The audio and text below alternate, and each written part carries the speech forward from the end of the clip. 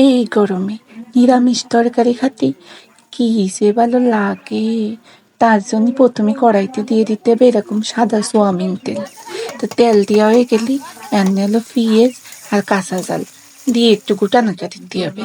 গুটানোটা দিয়ে একটুখানি লবণ আর একটুখানি হলুদ দিয়ে পরিমাণ মতো হয়ে গেলে আবার একটু গুটানোটা দিয়ে একটু পানি দিয়ে দিতে হবে।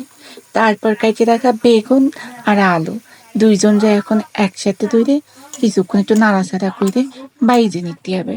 তো দুইজনদের সুন্দর করে মশলাপাতি গায়ে মাহায় বাইজে নেওয়ার পরে তারপরে হলো যে পানি ঢেলে দিতে হবে, জলের পানি। ঠিক আছে, টক যেহেতু রান্না হবে সেহেতু একটু পানি বেশিই দিতে হবে। তা পানি দেওয়া হয়ে গেলে এখন এনে জাল দিতে হবে। তা তরকারি কালার দিয়ে আবার কেউ কই না যে তরকারিতে কালার হয়নি। তো এই তরকারিতে কালার আসবে তরকারিতে টক দিলি। এই যে টমেটো দেওয়া হয়ে গেছে, তো টমেটো দিয়ে আর না একটু নাইড়ে সাইডে দিতে হবে। নাইড়ে সাইডে দিয়ে তারপরে এখন ঢাইকে দিতে হবে। ঢাইকে দিতে হবে আলু সিদ্ধ হওয়া পর্যন্ত। এই তো তরকারি আমার হয়ে গেছে। এখন ডাইলে নিতে হবে।